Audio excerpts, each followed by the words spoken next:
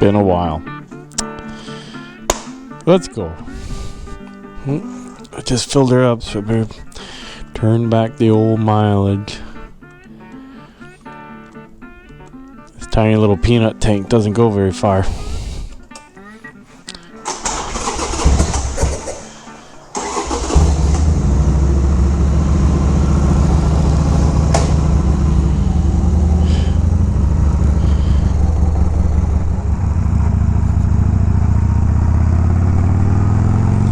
So I'm gonna make a quick run to Menards. I gotta get some linseed oil so that the boy can put a coat of linseed oil on my trailer, on the boards.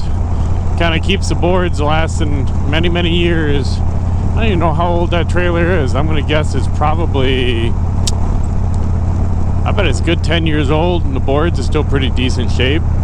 Good enough for a trailer. But that linseed oil,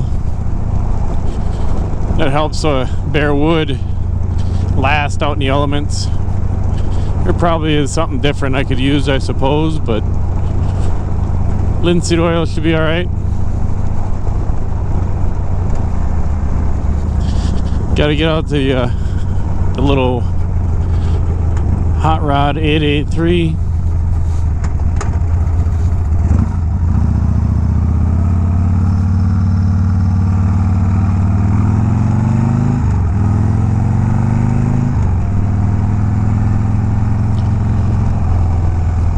Again, as usual, I haven't ridden much this year, at least I don't feel like I have. I've had a couple of rides, but nothing too far.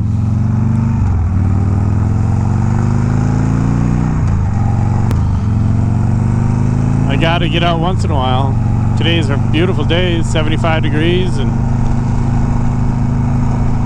partly cloudy. Oshkosh is starting right now. Actually starts on Monday. Today starts tomorrow, and all kinds of planes flying over.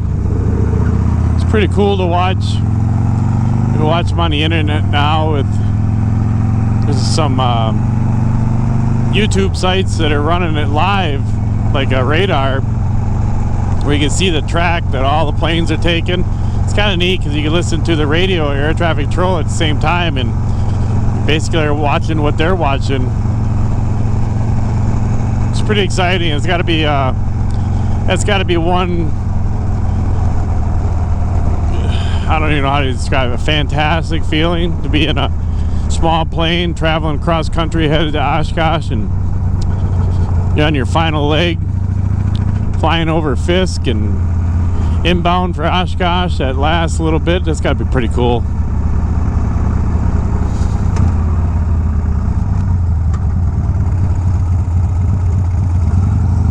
Some of you might know I'm a pilot as well. I'm not current. I haven't flown in probably 10 years or something, but I always thought it would be kind of neat to do that. But I don't know if I'd really be this close to Oshkosh. It's probably easier to drive. But you certainly don't get the adventure like they do. But I think much like motorcycle riding, the adventure in a trip is when you're a long ways from home. Like you just keep on going, you know, and you get to the end of the day and you're not going back home. Find a hotel or a campsite, whatever it is you're doing, and camp out. The next day you don't head back home, you just keep going. I think that's, for me, be the best part of the trip. It probably doesn't even matter where I go. I always love the mountains. Rocky Mountains would be great to go back out there and ride around again, but I think it's just that feeling of traveling and going someplace, knowing that you're not turning around to go back home right away. You know, when you hit that certain point during the middle of the day, it's like, well, we got to kind of start to circle on back, but to actually get on the road and go, and it's especially if you don't even know where you're going. That's kind of how my trip was out in Colorado. I knew I wanted to, once I got to Denver, that I wanted to go up Pikes Peak. That was a goal for my week-long trip, and kind of made sense to hit that first. And I went up Pikes Peak, and I knew I'd, accomplished the goal, and now I'm like, well, where do I stay? I don't even have a hotel. I don't have a tent, so campground's probably not really an option unless they got a little cabin. But yeah, it was fun.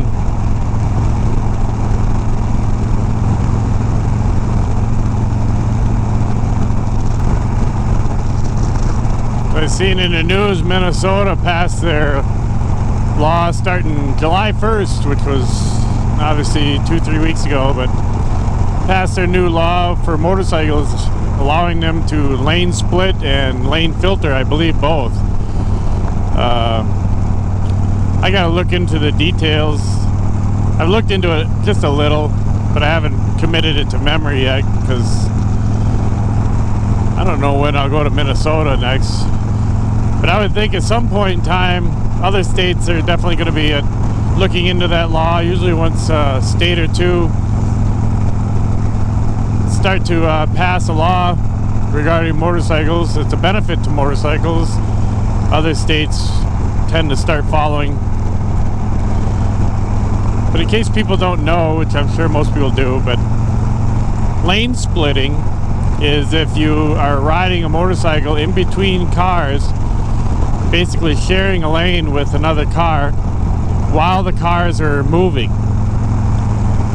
And then lane filtering is moving in between cars to get to the front of the line at like a stoplight, a red light, or stop traffic. My personal feeling is I'm glad that it's not required, because I don't think I would really care to do the lane splitting with the cars moving. Cars already can't see you, don't pay attention to you. Certainly don't want to suddenly share a lane with them,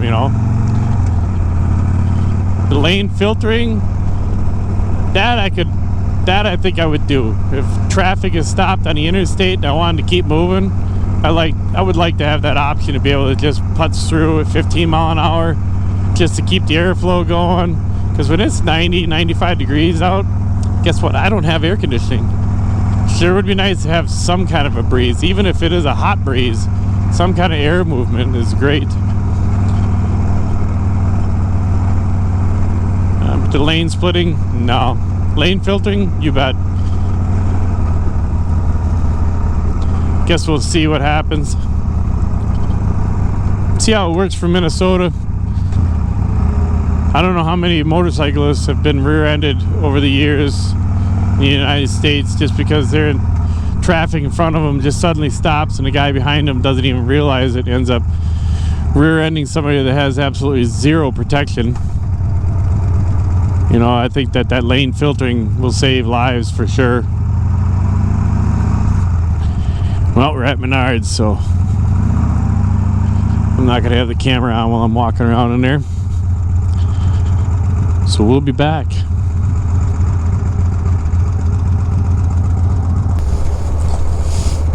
Well, that was weird.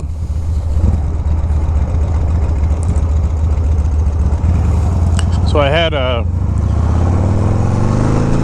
Menards rebate credit, like $44 and some cents. And the stuff I bought tallied up to $45. I think $45.96 or something like that. I'm like, oh, my rebate almost made it. She was, nope, you're good to go. I'm like, well, wasn't my bill $45? She goes, yeah. And all I have was 44 and some change credit.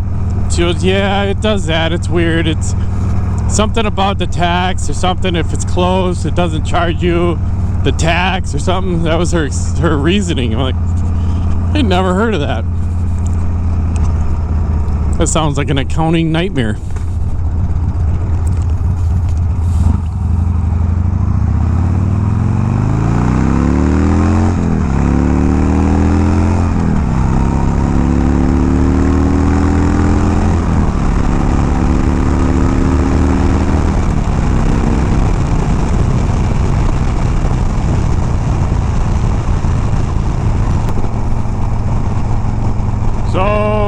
last weekend was the big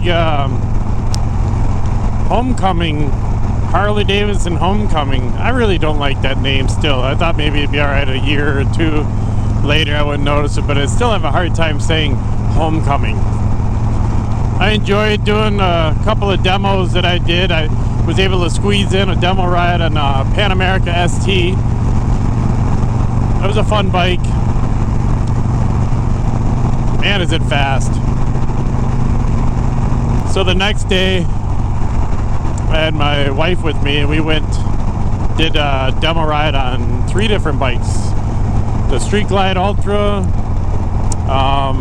the Pan America CVO, and the Heritage Softail. And of course, you know which one won out of those. It was the Street Glide Ultra. Nice bike. What do they want for it? $35,000 was the price on it.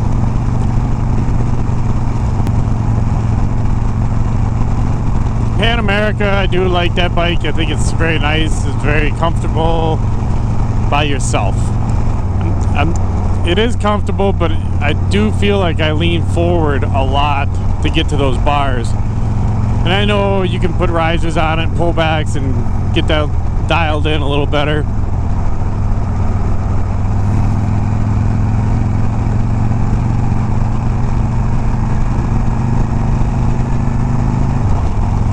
Certainly has plenty of power, and I imagine those panniers, if you got that whole setup, you could probably carry just a ton of stuff.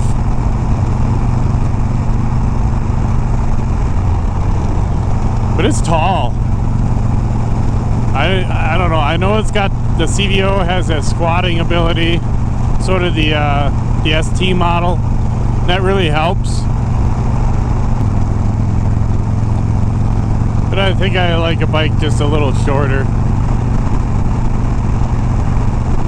You know, it's amazing that 883 for so many years had a reputation for being a beginner bike. This is not a good beginner bike. It is like a little donkey. This bike does like to wiggle when it gets up to 75, 80 mile an hour and you're really hammering on it. She likes to start to dance a little bit. Such a narrow little front end, and it's front end is very soft on this thing. Even with it lowered an inch, it's just let me look at that front end. Probably need to check the fluid in there, but it was like that even when it was freshly rebuilt with the proper fluid, everything in it. It was first ride. I was like, wow, is that squishy?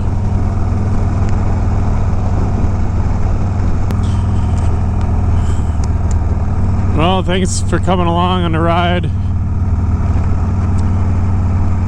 It's nice to just get out and do nothing except feel the wind.